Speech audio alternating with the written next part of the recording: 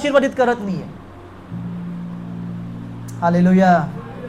असे सैतान लोक पाठवते की जे लोक तुम्हाला तुमच्या विश्वासाविषयी लाजिरवाणी फील करायला लावतात, जे लोक तुम्हाला तुमच्या परमेश्वराविषयी समजायला खालचं फील करायला लावतात, जे लोक तुम्हाला तुमच्या परिस्थितीविषयी तुमच्या अडचणीविषयी अजून बोलून बोलून बोलून तुमचं मन खचवतात. हालेलुया. मला सांगा, एक पत्नीचा त्याच्या पतीला एक चांगला सल्ला आहे काय की तू काय कर, आपला तत्व आपला परमेश्वर सोड, देवाला शाप दे आणि मरून जा, हे एक चांगला सल्ला आहे? नाही. पण तुम्हाला माहित आहे का, तिचे या सल्ल्यानंतर योबाचं मन थोडं का असं परमेश्वरापासून वळलं का? तर त्याचं कारण होतं की योब न्यायी व्यक्ती होता. त्यानं पुष्कळ देवासाठी बलिदान केली होती, त्यानं पुष्कळ देवासाठी अर्पण केली होती, त्यानं पुष्कळ देवासाठी गोष्टी केल्या होत्या. आणि ज्यावेळी त्याच्या पत्नीने त्याला बोललं तेव्हा त्याच्या मनात त्या गोष्टी फिरायला लागल्या की देवा, मी इतकं इतकं इतकं इतकं इतकं केलं आणि आज माझी परिस्थिती काय आहे. हालेलुया. हालेलुया. साईडच्या व्यक्तीला विचार, ऐकत आहे काय? जागा आहे काय? Good morning. Hallelujah. Praise the Lord. समजाले मी काय सांगालोय? ज्यावेळी त्याची पत्नी त्याला म्हटली की देवाचं नाव घ्या आणि मरून जा, देवाला शाप दे, त्याने निश्चित देवाला शाप नाही दिला. परंतु जर तुम्ही योबाचं पुस्तक पूर्ण वाचला तर तुम्हाला समजेल की त्यानं देवासंग भांडायला सुरू केलं का? त्याचं कारण होतं. त्याचं कारण हे होतं की योबाच्या पत्नीच्या बोलण्याद्वारे त्याला आठवलं की आपण इतक्या गोष्टी देवासाठी केल्यात आणि त्याची परतफेड परमेश्वर मला काय करत आहे. आपल्याला आठवते की इतके उपास मी केले, इतके नाईट प्रेयर मी केलं, इतके वैयक्तिक उपास, इतके चर्च अटेंड केले, इतके गाणी मी म्हटली, इतकं नाचलो, इतकं हालेलुया, इतकं प्रेज लॉर्ड करून पण परमेश्वर अजून त्याची परतफेड मला काय करत आहे, माझ्या लेकराच्या जीवनामध्ये काय करत आहे, माझ्या वैयक्तिक जीवनामध्ये, माझ्या आर्थिक जीवनामध्ये त्याची परतफेड परमेश्वर मला काय करत आहे. हालेलुया. आणि असे लोक जे सैतान आपल्या जीवनामध्ये पाठवते, जर वेळ असता आपण त्यांच्यापासून लांब नाही गेलो तर त्या लोकांचे शब्द आपल्याला इतकं खचवतात की आपल्या हातानं पाप व्हायला सुरू होते, आपल्या हातानं द्वेष व्हायला सुरू होते, आपल्या हातानं मत्सर व्हायला सुरू होते आणि आपल्या हातानं परमेश्वरापासून आपण स्वतः दूर निघून जातोय. तुम्हाला माहित आहे का, तुम्ही जगातलं सगळ्यात घाण पाप करा तरी पण परमेश्वर तुम्हाला सोडून कधीच निघून जात नाही. ते मनुष्य आहे जे परमेश्वरला सोडतोय, ते मनुष्य त्याच्या मनामध्ये येणारी हीन भावना जे सैतान त्याच्या मनामध्ये टाकते, लोकांच्या द्वारे लोक बोलून बोलून बोलून त्या व्यक्तीच्या मनामध्ये हीन भावना तयार करतात आणि त्याला वाटते की मी आता या योग्यतेचा नाही की परमेश्वर मला वाचवावा, किंवा मी या योग्यतेचा नाही की देव माझ्यावर प्रेम करावं. बायबल सांगते देव आपल्यावर प्रीतीचं प्रमाण असं देतोय की आपण पापी असताना, समजायले आत्ता जितकं पापी नाही, डबल पापी होतो आपण, त्यावेळी परमेश्वर तुमच्या माझ्यासाठी मेला. तर मला सांगा, आज येशूचं रक्त आपल्यासाठी काय परमेश्वर आपल्यावर प्रेम करत नाही काय? निश्चित करतो. काय परमेश्वर आपली काळजी करत नाही काय? निश्चित करतो. परंतु असे लोक जे आपल्या अवतीभोवती असतात, जे लोक देवाच्या वचनानं भरलेले नाहीत, जे लोक जगानं भरलेत, ते लोक आपल्या मनामध्ये परमेश्वराची हीन भावना तयार करतात. देवाविषयी हीन भावना, देवाच्या प्रार्थनेविषयी हीन भावना, देवाच्या वचनाविषयी हीन भावना, देवाच्या मंडळीविषयी, देवाच्या सेवकाविषयी हीन भावना तयार करतात. आपल्याला प्रार्थना करू वाटत नाही का? त्याचं कारण आहे की असे लोक योबाच्या पत्नीसारखे आपल्या जीवनामध्ये असतात, जे लोक देवाविषयी आपल्या मनामध्ये राग आणि तिरस्कार निर्माण करतात. हालेलुया. हालेलुया. ते लोक आपल्याला उदाहरण दाखवतात की जगातला व्यक्ती बघ, हे किती आशीर्वादित आहे, ते तुझ्यासारखं प्रार्थना जास्त करत नाही, तुझ्यासारखं वचन जास्त वाचत नाही, तू बघ. ज्यावेळी कंपॅरिझन होते त्यावेळी निश्चित आपल्याला दिसते की होय, ते कमी प्रार्थना करून, कमी बायबल वाचून, चर्चला पण नाही येऊन माझ्यापेक्षा जास्त आशीर्वादित आहे. हालेलुया.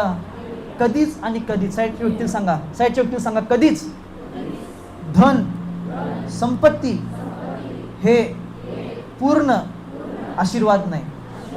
हालेलुया. हालेलुया. ते धन बघून आपल्याला वाटतं किती आशीर्वादित आहे. एक वचन आपण काढूया परमेश्वराचं, नीतिसूत्रे 13 अध्याय 22 वचन काढा. नीतिसूत्रे 13 अध्याय 22 वचन. आणि माझी इच्छा आहे प्रेमाने की आज आपण वचनाकडे निश्चित कान देऊया, कारण का देवाची इच्छा काहीतरी आपल्याला बोलण्याची. नीतिसूत्रे 13 अध्याय 22 वचन. सत्पुरुष आपल्या लेकरांच्या लेकरास बंधनकारी देऊन ठेवतो. आणि पाप्याचे धन न्यायासाठी ठेवलेले असते. कोणासाठी ठेवले? न्यायी व्यक्तीसाठी. सत्पुरुष कोण आहे? जो व्यक्ती परमेश्वराचं भय धरतोय, जो व्यक्ती प्रार्थना करायलाय, जो व्यक्ती वचन वाचायलाय, जो व्यक्ती चर्चला वेळेवर येतोय, जो व्यक्ती परमेश्वराचे नियम नित्य नेमानं पाळतोय. बायबल सांगते तो व्यक्ती फक्त त्याच्यासाठी नाही, त्याच्या येणाऱ्या पिढीसाठी धन साठवून चाललेलं आहे. त्याचं धन पिढी पिढी पिढी टिकणार आहे. परंतु असा व्यक्ती जो अन्यायी आहे, ज्याला परमेश्वर माहित नाही, हालेलुया, प्रेम लक्ष देऊ नये का? कधीच आणि कधीच ज्या लोकांना ख्रिस्त माहीत नाही आणि जे आपण लोक ज्यांना ख्रिस्त माहीत आहे, कधीच आपण स्वतःला कुणाशी कम्पेअर नाही करायचं. त्याचं कारण आहे ते हवेत आहेत, त्यांचा प्लेन उडा लागलेला आहे, देवाला धन्यवाद. परंतु लक्ष देऊ नये का? त्यांचं प्लेन उडते ते क्रॅश होण्यासाठी उडते. समजाले? काय आज लोकांचं धन त्यांना गॅरंटी देऊ शकते की हा व्यक्ती स्वर्गात जाईल? हालेलुया. किती लोकांनी त्यांना पैसे घेऊन आले? सांगा, पैसे आणलाय? घेणार नाही, टेन्शन नाही. पैसे आणलाय? Hallelujah, hallelujah. त्यांना कन्फ्युजन झालं, त्यांना वाटलं की आता द्या देवाला. नाही, पैसे आणलाय? मला सांगा, काय ते पैसे आपल्याला गॅरंटी देते की हे माझी 500ची नोट मला आज स्वर्गात घेऊन जाऊ शकतं?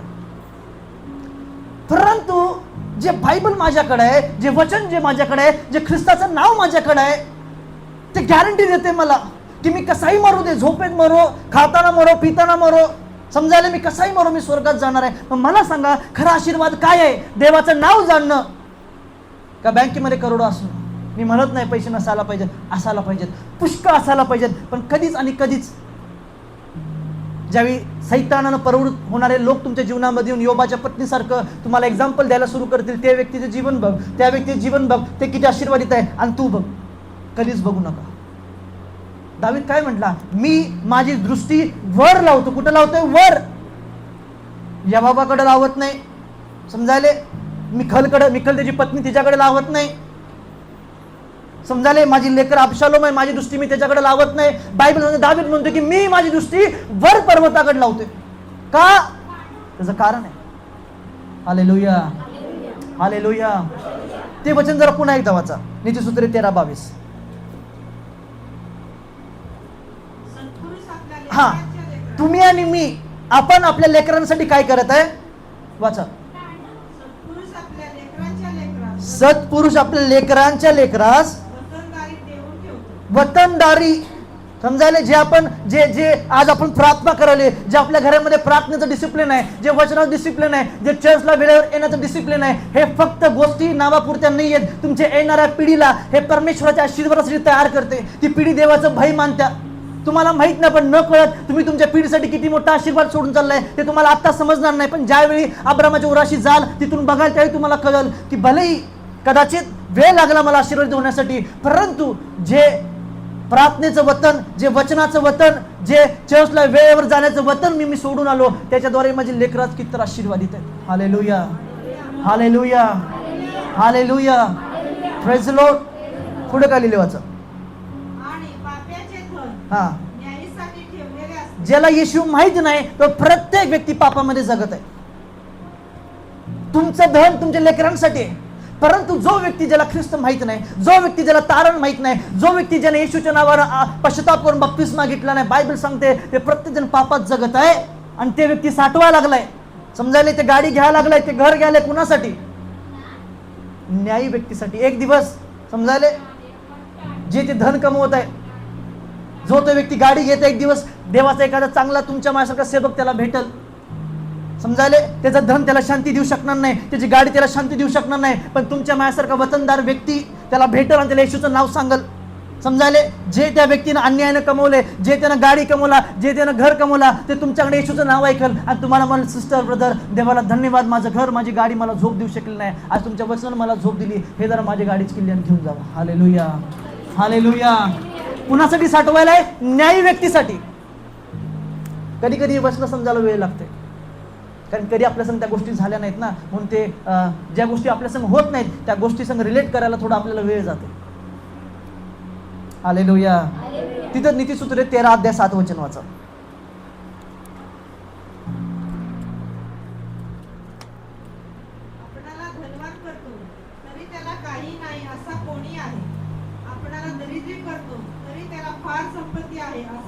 मी आहे. आता हे वचन समजून घ्या.